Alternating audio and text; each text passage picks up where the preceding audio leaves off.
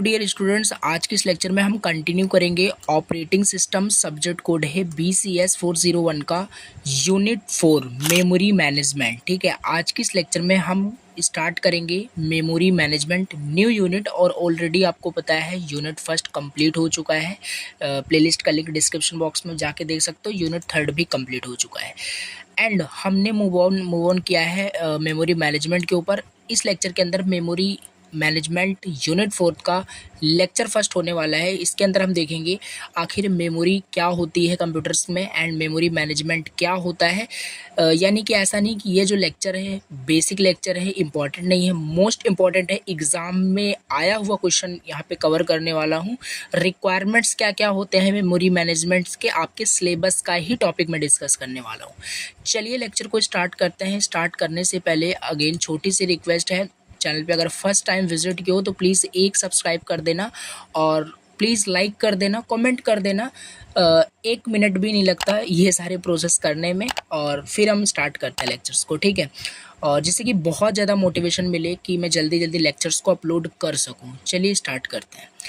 तो already notes मैंने WhatsApp group में, टेलीग्राम ग्रुप में अपलोड कर दिया है दोनों यूनिट्स का, जाके आप डाउनलोड कर सकते हो। तो ये रहा आपका notes memory management unit 4 CPU scheduling, operating system का। ठीक है, CPU शेड्यूलिंग अभी हो चुका है। तो अब यहाँ पे देखिए, अब सबसे पहले इस यूनिट को पढ़ने से पहले देखो मैं आपको बेसिक रिक्वायरमेंट फिर से बताता हूँ। इसको पढ़ने से पहले जैसे ऑल सारी यूनिट्स में मैं आपको बताता हूँ, क्योंकि हर एक टॉपिक, हर एक सब्जेक्ट कहीं ना कहीं से कनेक्टेड रहता है। ऐसा नहीं कि कोई टॉपिक, कोई नया सब्जेक्ट ऐसे ही आ गया, उसका कोई पीछे कोई रिलेशन नहीं है, ऐसा कुछ नहीं होता। अब मेमोरी मैनेजमेंट को पढ़ने से पहले आपने कंप्यूटर ऑर्गेनाइजेशन आर्किटेक्चर में पेजिंग का कंसेप्ट आपने पढ़ा था, यानी कि एक आपने चैप्टर पूरा पढ़ा था मेमोरी का, ठीक है। तो उससे काफ़ी ज़्यादा रिलेटेड है। अगर चैप्टर आपको याद नहीं है, आपको बिल्कुल परेशान नहीं होना, बहुत ही बेसिक से यहाँ पे कवर करूँगा। फिर भी मैं आपको बता रहा हूँ क्या क्या रिक्वायरमेंट है। तो अगर आपको छोटी छोटी चीज़ें पता है कि मेमोरी क्या होती है, मेमोरी में कैसे कोई भी डेटा स्टोर होता है, तो ये सारी चीज़ें ऑलरेडी पता, बहुत ही ईजी होने वाला है इस यूनिट को समझने में। तो चलिए स्टार्ट करते हैं। देखिए मेमोरी क्या होता है, सिंपल टर्म में अगर समझें, मेमोरी क्या होता है, डेटा को स्टोर करने के लिए मेमोरी होता है। यानी कि एक स्टोरेज प्लेस हम बोल सकते हैं, स्टोरेज डिवाइस बोल सकते हैं, जो कि हमारे डेटा को, हमारे इंफॉर्मेशन को परमानेंटली या टेम्पररी वो स्टोर करके रखता है, वही हमारा मेमोरी होता है। थोड़ा सा डेफिनेशन टर्म में देखते हैं, कंप्यूटर्स मेमोरी। ठीक है, देखिए computers memory is the part of a computer. एक कंप्यूटर का पार्ट ही होता है, जैसे ऑलरेडी आपको पता है इनपुट आउटपुट मेमोरी, CPU, सारी चीज़ें पता है आपको। That's store data and programs temporarily and permanently, जो बताया वही लिखा हुआ है।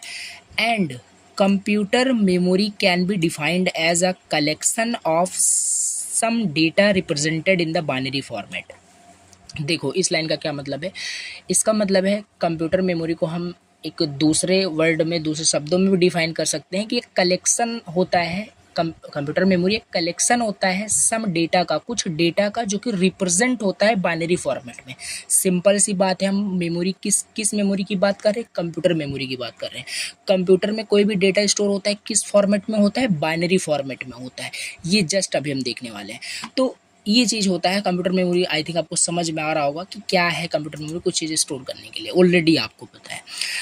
अब यहाँ पे हम देखते हैं most important concept, how data is being stored in a computer system. And already आपको पता है कि अब यहाँ पे हम थोड़ा, क्योंकि हम बेसिक कवर कर रहे हैं कि मतलब कैसे किसी भी कंप्यूटर सिस्टम में, कंप्यूटर सिस्टम के मेमोरी में कैसे कोई भी डेटा स्टोर होता है, ये हम पहले समझेंगे। देन हम क्या करेंगे, उस मेमोरी का इफ़िशेंट यूज़ कर पाएंगे। अब हमें मेमोरी में, हमें कंप्यूटर में पता ही नहीं है कि डेटा किस टाइप से स्टोर होता है, किस फॉर्मेट में स्टोर होता है, और हम कह रहे हैं कि हम मेमोरी का सही यूटिलाइजेशन कर रहे हैं, मेमोरी मैनेजमेंट हमें आता है, तो वो रॉन्ग हो जाएगा। अब यहाँ पे हमें देखना है किस तरीके से वो स्टोर होता है।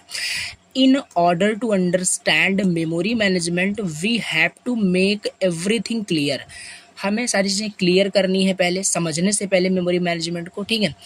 About how the data is being stored in the computer system, ये सिंपल डिस्क्राइब किया गया है। कंप्यूटर कन्वर्ट करता है एवरी डेटा को बाइनरी लैंग्वेज में, ऑलरेडी पता है आपको।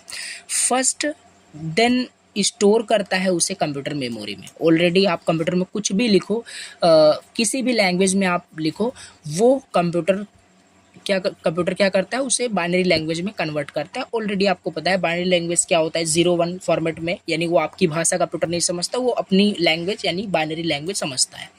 तो ये चीज़ है। That means if we have a program, इसका मतलब है अगर हमारे पास कोई प्रोग्राम होता है, ये इंपॉर्टेंट्स मैं चीज़ें आपको बता रहा हूँ, आप ईजी लग रहा होगा, ऑलरेडी आपको पता है, बट बहुत ज़्यादा इंपॉर्टेंट है किस तरीके से ये स्टोर होता है। इसका मतलब ये है कि जैसे सपोज करते हैं हमने कोई प्रोग्राम लिखा सी में, जावा में, कहीं पे integer A is equal to 10। अब इसका क्या मतलब है, इंट क्या होता है, इंट डेटा टाइप है, एक वेरिएबल है जो कि होल्ड कर रहा है, जो कि स्टोर किया हुआ है 10, मतलब एक आपका डेटा है, ठीक है। देन द कंप्यूटर्स कन्वर्टेड, अब इस प्रोग्राम को जब हम कंप्यूटर में लिखेंगे, हाई लेवल लैंग्वेज है, ऑलरेडी पता है आपको। अभी ये चीज़ आपका हाई लेवल लैंग्वेज है, ऐसा नहीं है कि जो कंप्यूटर है, सॉरी, जो आपका कंप्यूटर सिस्टम है आपकी हाई लेवल लैंग्वेज को समझ रहा है। अब इस लाइन को, जो आपने लाइन लिखा है, इस लाइन को कन्वर्ट कर देगा किस में, इंटरनली ऐसी चीज़ें होती है, ठीक है, बाइनरी लैंग्वेज में उसे कन्वर्ट कर देगा and then store it into the memory blocks. अब उसे मेमोरी में स्टोर नहीं करेगा, मेमोरी के ब्लॉक में स्टोर करेगा। अब ब्लॉक क्या होता है ये देखते हैं। ब्लॉक का मतलब होता है कि छोटा छोटा, मतलब फ्रेगमेंटेशन हम बोल सकते हैं, सेगमेंटेशन बोल सकते हैं, ठीक है। तो ये चीज़ होता है, मतलब कि कहने का मतलब है कि एक छोटे छोटे ब्लॉक से मिलकर एक बड़ी सी मेमोरी बनती है, ठीक है। तो ये चीज़ है। अब जैसे इस टाइप से कुछ कहने का मतलब है, एग्जाम्पल यहाँ पे दिया है, ये चीज़ यहाँ पे आपने प्रोग्राम लिखा था, अब ये चीज़ कंप्यूटर में कैसे स्टोर होगी ये हमें देखना है। देखिए, अब यहाँ पे पहले हम समझ लेते हैं, ये जो आप देख रहे हो ये एरे टाइप का है, आप समझ सकते हैं, ब्लॉक इसे हम बोल रहे हैं, इसमें कितने ब्लॉक्स हैं आप देख सकते हैं। तो यहाँ पे देखिए, अब यहाँ पे आप इंटीजर टाइप दिए हो, इंटीजर 2 बाइट्स लेता है इन सी लैंग्वेज, तो ये चीज़ यहाँ पे हर एक ब्लॉक यहाँ पे आपका 2-2 बाइट ले रहा है, ठीक है। अब इसमें हमें समझना है कि यहाँ पे देखिए, here the binary representation of 10। अब ऑलरेडी मैंने आपको बताया कि सारी चीज़ें बाइनरी में कन्वर्ट होने वाली है। आपका डेटा क्या है, 10 है, कोई इंटीजर वैल्यू है, इसे कन्वर्ट पहले किया कि कंप्यूटर करेगा उसे बाइनरी लैंग्वेज में, बाइनरी यानी 0-1 फॉर्मेट में कर लिया। 1010 इज़ द बाइनरी ऑफ 10, ठीक है। तो ये आपका 10 का बाइनरी हो गया। We are considering 32 bit system. हम सपोज करते हैं आपका कंप्यूटर सिस्टम 32 बिट पे काम करता है, तो वहाँ पे क्या हुआ कि therefore the size of integer is 2 bytes, यानी इंटीजर आपका 2 बाइट्स ले रहा है। और अब देखिए यहाँ पे क्या है कि 16 ब्लॉक्स आपके बनेंगे, 16 ब्लॉक्स, ठीक है, क्योंकि हर एक आपका मतलब ब्लॉक्स 2 बाइट ले रहा है और 32 बिट सिस्टम आपका है, तो 16 वहाँ पे आपके बिट वहाँ पे यानी स्टोर होंगे, ठीक है।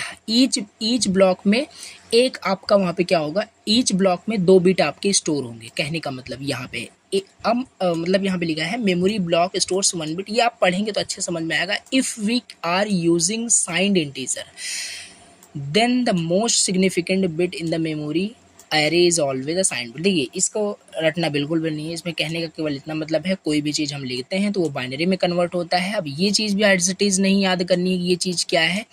तो देखिए, आपका सिस्टम 32 बिट पे काम करता है और काम कर रहा है, सपोज कर रहे हैं, हम कंसिडर कर रहे हैं, और प्रोग्राम ये लिखा है इंटीजर टाइप का है, इंटीजर 2 बाइट्स आपका लेता है। तो 32 बिट्स डिवाइड में अगर आप 2 करते हो तो 16, यानी कि कंप्यूटर मेमोरी में कहीं ना कहीं 16 ब्लॉक्स वहाँ पे क्या होंगे, रिजर्व होंगे। तो इस तरीके से, जैसे अब फर्स्ट बिट जो होता है वो मोस्ट सिग्निफिकेंट बिट होता है, यानी ये साइन को रिप्रेजेंट करता है। जैसे कि आपका पॉजिटिव है तो यहाँ पे साइन आपका 0 है।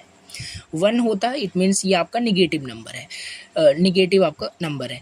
अब जैसे कि यहाँ पे देखिए, इसका बाइनरी 1010 था, तो 1010 यहाँ पे हुआ, और ये सारे आपके क्या हुए, मतलब यहाँ पे MSB आपका मोस्ट सिग्निफिकेंट बिट ये आपका साइन को रिप्रेजेंट कर रहा है, और ये आपका LSB होता है लास्ट में। अब यहाँ पे ये कन्फ्यूज़न नहीं क्रिएट करना है कि ये क्या, मतलब हम समझ रहे हैं कि क्या है MSB, क्या LSB, कोई यूज़ नहीं है इसका, ठीक है। केवल हम कंसेप्ट समझ रहे हैं कि किस तरीके से स्टोर होता है, कुछ आइडिया हो गया होगा कि किस तरीके से स्टोर होता है। हाँ, कुछ ब्लॉक्स के फॉर्मेट में आपका स्टोर होता है, बस कुछ भी याद नहीं रखना है। अब स्टार्ट होता है यहाँ से आपका जो रियल टॉपिक या एक्चुअल टॉपिक बोलिए, बाकी वो भी इम्पॉर्टेंट है एज अ कंसेप्ट समझने के लिए। What is memory management. अब हम समझ सकते हैं मेमोरी मैनेजमेंट क्या होता है, और अब हम जान सकते हैं कि मेमोरी मैनेजमेंट क्या है। ठीक है, द टास्क ऑफ सब dividing the memory among different process is called memory management. एक वर्ड में लिखा है, इजी वर्ड में, कि द टास्क ऑफ सब डिवाइडिंग द मेमोरी, यानी मेमोरी को सब डिवाइड करना किसी टास्क को लेकर के among different process is called memory management. Simple देखो क्या कहने का मतलब है। एक रियल एग्जांपल हम ले सकते हैं, जैसे कि मेमोरी मैनेजमेंट का हाँ देखिए, एक एग्जांपल ले सकते हैं। जैसे मेमोरी मैनेजमेंट का केवल इतना यहाँ पे मतलब है, ऑलरेडी आपको पता चल रहा होगा क्या है। जैसे मान लीजिए कंप्यूटर आप यूज़ कर रहे हो, क्यों कर रहे हो, कुछ प्रोसेस आपको उससे एग्जीक्यूट कराना है, कुछ टास्क कंप्लीट कराना है, इसलिए कंप्यूटर आप यूज़ कर कंप्यूटर्स। अगर कोई प्रोसेस, ये सब ऑलरेडी मैंने बता रखा है थर्ड यूनिट में, कि कोई भी प्रोसेस एग्जीक्यूट होता है तो उसको मेमोरी की रिक्वायरमेंट होती है, मेमोरी पहले स्टोर होता है तो फिर एग्जीक्यूट होता है, ये सब पता है साइकिल आपको। अब मान लीजिए डिफरेंट टाइप्स ऑफ प्रोसेस आपके कंप्यूटर्स मेमोरी में है, और हर एक प्रोसेस कुछ ना कुछ मेमोरी लेता है। वो जो भी मतलब आप जो भी टास्क आप एग्जीक्यूट कराना चाहते हो वो सब डिवाइड है, ठीक है। वो प्रोसेस कोई ये टास्क एग्जीक्यूट करना है, कोई दूसरे प्रोसेस को दूसरा टास्क एग्जीक्यूट करना है, तो हर एक प्रोसेस कुछ ना कुछ वहाँ पे मेमोरी ऑक्युपाई कर रहा होगा। तो किस तरीके से वो मेमोरी ले रहा है, कौन सा प्रोसेस ज़्यादा मेमोरी ले रहा है, किस टाइप से मेमोरी ले रहा है, ठीक है। तो ये सारे मतलब उसका मेमोरी का मैनेजमेंट डिफरेंट प्रोसेस के बीच, ठीक है, तो वही होता है आपका मेमोरी मैनेजमेंट। अभी नहीं समझ में आया, आगे देखिए मेमोरी मैनेजमेंट एक मेथड होता है इन द ऑपरेटिंग सिस्टम के अंदर मेमोरी मैनेजमेंट एक मेथड होता है मैनेज करने के लिए operations between main memory and disk during process execution. जब आपका प्रोसेस एग्जीक्यूट हो रहा होता है तो ड्यूरिंग एग्जीक्यूशन ऑल्सो उसको रिक्वायर होता है मेमोरी, तो वो main memory and disk memory के बीच में ऑपरेशंस को मैनेज करता है। अब इन दोनों के बीच क्या ऑपरेशंस होता है ये हम आगे भी देखने वाले हैं। तो मेमोरी मैनेजमेंट हम बोल सकते हैं द टास्क ऑफ सब dividing the memory among different process is called memory management. In other words, memory management is a method in the operating system to manage operations between main memory and the disk during process execution. Simple, रटने वाली चीज़ नहीं है कि आप इसको cramming करें, just समझ सकते हैं। अब the main aim of memory management, main goal of memory management is to achieve efficient utilisation of memory. Simple वही बताया कि किस तरीके से कोई भी प्रोसेस में मेमोरी ले रहा है, ज़्यादा ले रहा है, कम ले रहा है, ठीक है। तो वो चीज़ है, अगर कोई प्रोसेस ज़्यादा मेमोरी रन करने में, एग्जीक्यूट करने में ले रहा है तो सिस्टम फिर डिफरेंट प्रोसेस के बीच जो आपका टास्क डिवाइड हुआ है तो कहीं ना कहीं उसमें डिले होगा, तो बहुत सारे वहाँ पे पैरामीटर्स आ जाते हैं। तो इफ़िशेंट यूज़ होना चाहिए मेमोरी का। जैसे इफ़िशेंट यूज़ होता है यानी कि हाईएस्ट सीपीयू यूटिलाइजेशन जैसे होता है, उसी तरीके से मेमोरी का भी इफ़िशेंट यूटिलाइजेशन होना चाहिए, यानी मेमोरी का ज़्यादा लॉस नहीं होना चाहिए। तो ये कहने का मतलब यहाँ पे आगे है द ऑपरेटिंग सिस्टम डिसाइड करता है how much memory to allocates to different programs. Operating system जो होता है वो डिसाइड करता है कि किसी भी प्रोग्राम को, किसी भी प्रोसेस को कितनी मेमोरी एलोकेट होगी, ठीक है। यहीं से अभी धीरे धीरे कंसेप्ट समझ में आ रहा है कि मेमोरी कैसे मैनेज करना है डिफरेंट प्रोसेस के बीच, और ये काम करता है ऑपरेटिंग सिस्टम, क्योंकि हम सब्जेक्ट ही ऑपरेटिंग सिस्टम पढ़ रहे हैं। अब आप मैनेज करने वहाँ जाओगे नहीं, ठीक है। तो ये सारी चीज़ें हैं, मतलब रिलेट करके हमें समझना है। यहाँ पे ऑपरेटिंग सिस्टम डिसाइड करता है कि डिफरेंट प्रोग्राम्स को किस तरीके से मेमोरी, किस बेसिस पे उसको मेमोरी एलोकेट करना है, उसकी रिक्वायरमेंट के बेसिस पे, एंड प्रोसेस उसके बेसिस पे, and keeps track of each memory location whether it is use और अवेलेबल। अब ऐसा भी नहीं है, कोई एक प्रोसेस एग्जीक्यूट होना चाहता है और उसने मेमोरी तो ले लिया आपकी सिस्टम की, ठीक है, और वो यूज़ नहीं कर रहा है, यानी वो आपके रिसोर्सेज को भी ले लिया, एग्जीक्यूट होना भी चाहता है, but for some reason, for some IO event बोल सकते हैं, उसकी वजह से वो रन नहीं कर रहा है, बट फिर भी वो मेमोरी तो लिया है ना, मेमोरी तो ऑक्यूपाई किया है। तो वो चीज़ है, उसको ट्रैक आउट करना, उसको ट्रैक करना, ये सब ऑपरेटिंग सिस्टम ही करता है कि कौन सा प्रोसेस कितनी मेमोरी लिया है, कैसे उसको मेमोरी एलोकेट करना है, करना भी है कि नहीं करना है। तो ये सारा काम ऑपरेटिंग सिस्टम डिसाइड करता है। और ये सब तो हमने ऑलरेडी यूनिट फर्स्ट के अंदर ही पढ़ रखा है कि ऑपरेटिंग सिस्टम मैनेज करता है ये सारी चीज़ों को, मेमोरी मैनेजमेंट करता है, प्रोसेसर मैनेजमेंट करता है, ये सब ऑलरेडी हमने यहाँ पे देखा है। तो कहने का मतलब है आपका ऑपरेटिंग सिस्टम डिसाइड करता है कि किस प्रोग्राम, डिफरेंट डिफरेंट जो प्रोग्राम्स है उसको कितनी मेमोरी देनी है, कितनी नहीं देनी है, और उसको ट्रैक करता है ईच मोमेंट को कि आपका जो प्रोसेस है वो यूज़ कर रहा है मेमोरी को, नहीं यूज़ कर रहा है या नहीं। अगर नहीं कर रहा है तो उससे उसकी मेमोरी लेकर के किसी दूसरे प्रोसेस को एलोकेट करा दिया जाए, ऐसा भी होता है, अभी देखेंगे। तो here are the main requirements of memory management in operating system. अब हम देखने जा रहे हैं इंपॉर्टेंट टॉपिक, ये क्वेश्चन एग्जाम में पूछा गया है। व्हाट एक्सप्लेन करिए मेमोरी मैनेजमेंट क्या होता है और रिक्वायरमेंट्स क्या होती हैं मेमोरी मैनेजमेंट्स के। तो basic requirements of memory management in operating system, first is allocation and D allocation. यानी क्या requirements of memory management in operating system, यानी कि क्या क्या ऐसी रिक्वायरमेंट है जो कि मेमोरी को मैनेज करने के लिए यूज़ होता है। ठीक है, पहला एलोकेशन एंड डी एलोकेशन, यानी पहला रिक्वायरमेंट्स ये है मेमोरी को मैनेज करने का, मेमोरी मैनेजमेंट का पहला रिक्वायरमेंट्स ये है एलोकेशन एंड डी एलोकेशन। यानी operating system must allocates memory to various programs and process when they are needed and deallocate। देखिए कहने का मतलब है ऑपरेटिंग सिस्टम डिसाइड, अभी जैसे हमने जस्ट अभी देखा कि ऑपरेटिंग सिस्टम डिसाइड करता है कि कौन से प्रोसेस को कितनी मेमोरी एलोकेट करनी है, कितना मतलब डी एलोकेट करनी है। अगर कोई प्रोसेस रिक्वेस्ट करता है कि मतलब उसको एग्जीक्यूट करना है तो उसे रिसोर्सेज की ज़रूरत होगी। मेमोरी क्या है, एज अ रिसोर्स है, तो उसे क्या चाहिए, मेमोरी चाहिए मतलब एग्जीक्यूट करने के लिए। तो ऑपरेटिंग सिस्टम उसे मेमोरी एलोकेट करेगा। ठीक है, एलोकेट किया, अगर वो यूज़ नहीं करेगा मेमोरी को, फालतू बैठा हुआ है, ठीक है, आइडल कंडीशन में बैठा हुआ है, यूज़ नहीं कर रहा है, तो वो क्या करेगा, उससे मेमोरी को डी एलोकेट भी कर लेगा। ठीक है, तो ये पहला आपका रिक्वायरमेंट्स है, एलोकेशन एंड डी एलोकेशन लिख सकते हो। ये चीज़ आप अपने ईजी वर्ड में लिख सकते हो।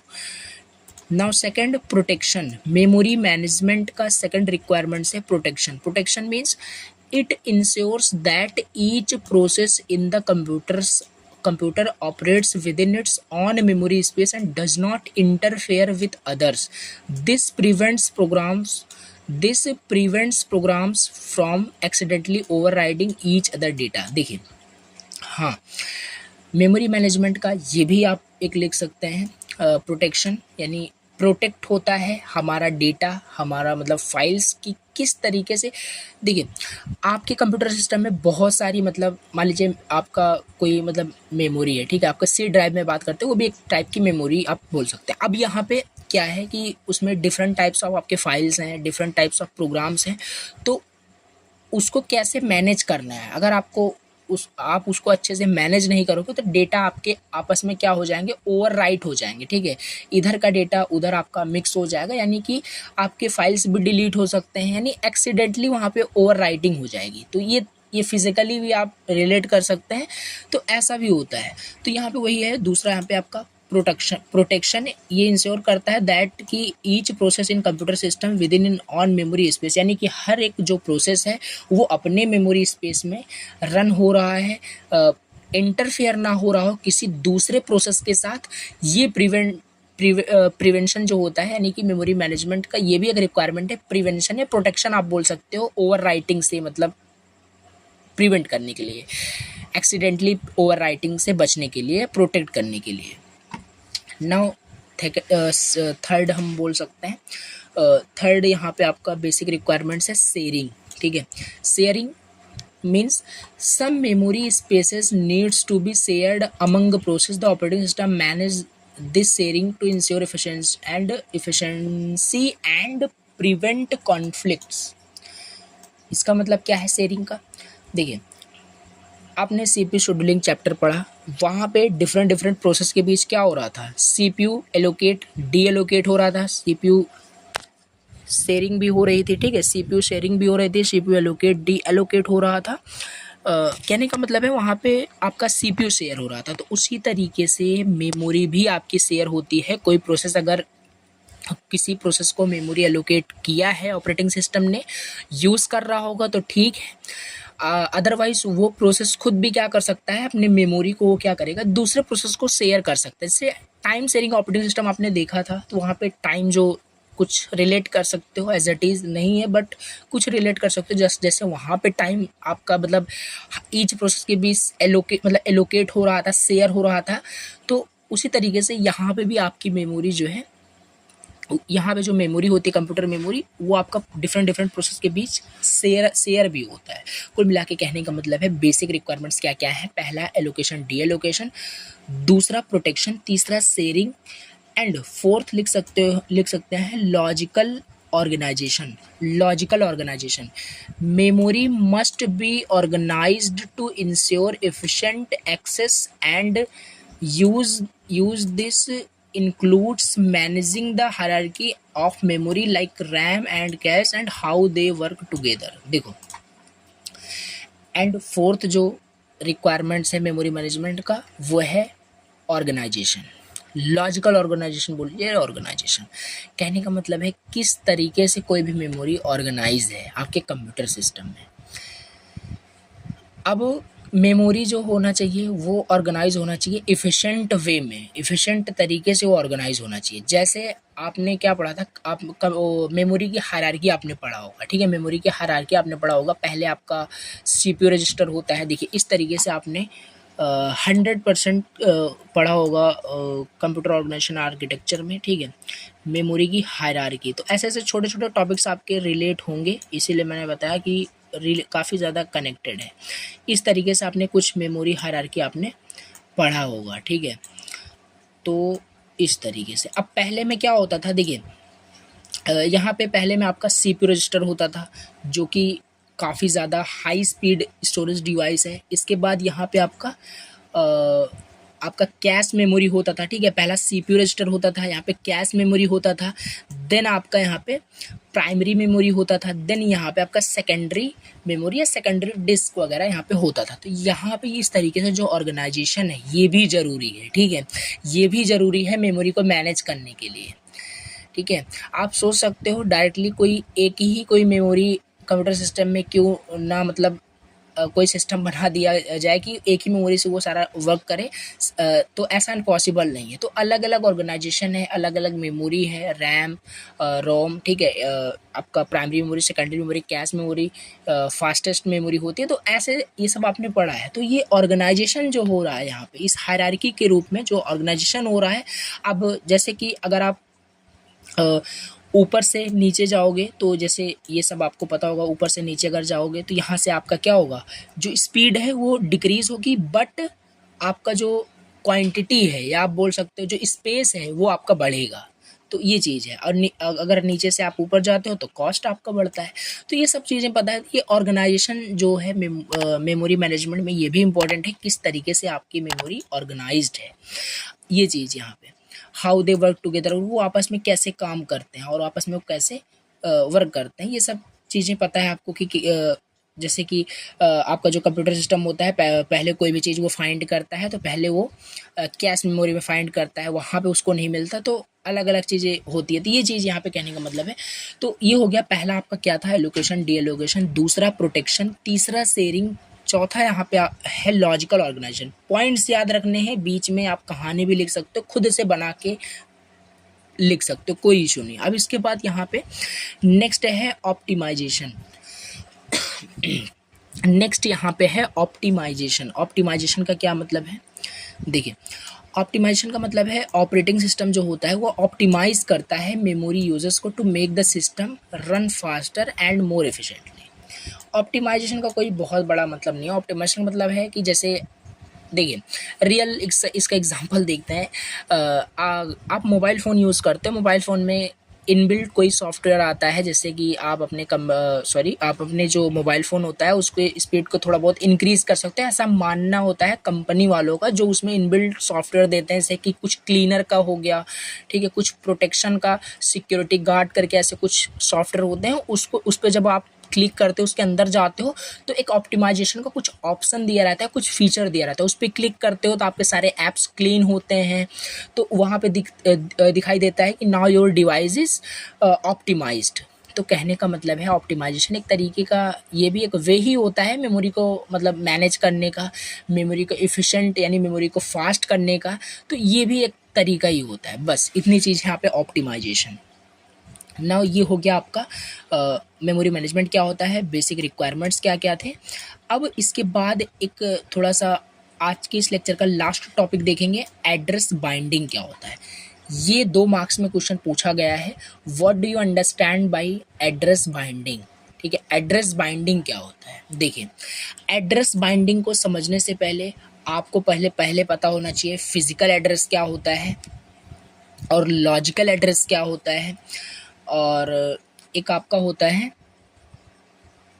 क्या बोलते हैं उसको, सॉरी, एक और इसी तरीके से एक एड्रेस होता है जो कि वो भी इम्पोर्टेंट है, तो उसको भी हम देखेंगे। तो एड्रेस बाइंडिंग को समझने से पहले लॉजिकल एड्रेस, फिजिकल एड्रेस, ये क्या होता है, ये सारी चीज़ें बेसिक पता होनी चाहिए। तो एड्रेस बाइंडिंग क्या है, एड्रेस बाइंडिंग एक प्रोसेस है मैप करने का, एक प्रोग्राम के लॉजिकल एड्रेस को फिजिकल एड्रेस के साथ computers in the computer's memory. देखो बिल्कुल भी समझ में नहीं आया होगा। देखो, address binding is the process of mapping a program logical address used in the code. देखिए, लॉजिकल एड्रेस क्या होता है, यहीं पे समझ लिया। लॉजिकल एड्रेस का सिंपल मतलब होता है जो कि कोड में यूज होता है, to the physical address actual location in the computer memory. देखिए, थोड़ा सा कंफ्यूजन क्रिएट कर रहा होगा कि logical address and physical address क्या होते हैं। तो लॉजिकल एड्रेस का सिंपल मतलब होता है कि जो कि आप डिसाइड करते हैं, ठीक है, कि आपका मतलब कि कहाँ पे कोई भी डेटा स्टोर होगा या कहाँ से कोई भी डेटा फेच होगा, ये आप डिसाइड करते हैं। बट ये आपका एक्चुअल एड्रेस नहीं होता है, जो भी लॉजिकल एड्रेस होता है ये कोड में लिखा जाता है। यानी ये आप लिखते हैं कि हमें, देखिए, आप कोई मान लीजिए आपने, हाँ, एक रियल एग्जांपल लेते हैं। आप कुछ एरे का प्रोग्राम बना रहे हो, एरे का कुछ इंडेक्स दे रहे हो कि इस एड्रेस पे, इस इंडेक्स पे जाके ये स्टोर हो, बट उसे हम लॉजिकल एड्रेस बोल सकते हैं, बट वो एक्चुअल में वहीं पे स्टोर होता है, ऐसा कोई मतलब मैंडेटरी नहीं और ऐसा होता भी नहीं है। उसका इंटरनली एक्चुअल मतलब एक लोकेशन होता है, उसे हम फिजिकल एड्रेस बोलते हैं। वो जाके आपके कहीं मतलब एक एक्चुअल मेमोरी के मतलब एड्रेस पे जाके वो स्टोर होगा, उसे हम फिजिकल एड्रेस बोलते हैं। देखिए, नीचे यहाँ पे थोड़ा सा एक्सप्लेन भी किया गया है। When a program is written, जब प्रोग्राम राइट किया जाता है, it uses logical address to refer to the memory location. यानी जब प्रोग्राम राइट किया जाता है तो it uses logical address to refer to a memory location, यानी मेमोरी लोकेशन को रेफर करने के लिए हम लॉजिकल एड्रेस का यूज़ करते हैं। लॉजिकल एड्रेस आपका एक्चुअल एड्रेस नहीं होता है जहाँ पे आपका डेटा स्टोर होता है या जहाँ से आपको डेटा को फेच करना है। जहाँ से डेटा को फेच करते हो, जहाँ पे डेटा स्टोर करना है, वो होता है आपका एक्चुअल एड्रेस यानी फिजिकल एड्रेस। ठीक है, these address need to be converted to physical address. इस एड्रेस को ज़रूरत है कन्वर्ट होने के लिए फिजिकल एड्रेस में, that the computer's hardware can use to access the actual memory location. This conversion can happen at different times. देखिए, इसमें यही केवल इतना मतलब है, लॉजिकल एड्रेस लॉजिकली ही होता है और फिजिकल एड्रेस फिजिकली आप बोल सकते हो, फिजिकली होता है। यानी वो फिजिकली का मतलब कि वो एक्चुअल एड्रेस होता है जहाँ पे आपका डेटा स्टोर होगा। ठीक है, तो ये यहाँ पे बताया है कि जब प्रोग्राम राइट किया जाता है तो लॉजिकल एड्रेस को हम यूज़ करते हैं मेमोरी लोकेशन को रेफ़र करने के लिए।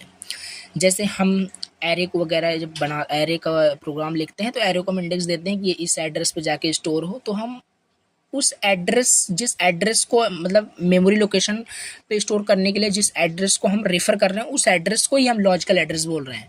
बट एक्चुअल में उस एड्रेस पे स्टोर नहीं होता है। इंटरनली उसे जो स्पेस मिलती है जहाँ पे वो स्टोर होगा एक्चुअल मेमोरी लोकेशन पे, वो आपका फिजिकल एड्रेस होता है। तो कहने का मतलब केवल इतना है कि ये आपका जो लॉजिकल एड्रेस होता है, जो भी आप प्रोग्राम में लिखोगे, जो भी कोड में लिखोगे, ये कन्वर्ट होता है पहले फिजिकल एड्रेस के अंदर, देन फिर आपका कंप्यूटर्स हार्डवेयर उसे यूज़ करेगा। जब कन्वर्ट होने के बाद उस फिजिकल एड्रेस को यूज़ करेगा, फिजिकल एड्रेस को यूज़ करके उस मेमोरी लोकेशंस पे जो भी पर्टिकुलर आप ऑपरेशन उसको टास्क देते हो रीड करने का या राइट करने का, फिर वो परफॉर्म करेगा। ये जो टॉपिक है मैं आपको एक बार रिमाइंड कर दूं, ये टॉपिक आप कंप्यूटर ऑर्गेनाइजेशनल आर्किटेक्चर में पढ़ रखे हो, ठीक है। यहाँ पे भी पूछा गया है 2 मार्क्स में, दैट्स वाई यहाँ पे मैं इसको रिवाइज आपको करा दिया। यहाँ पे एड्रेस बाइंडिंग यही होता है।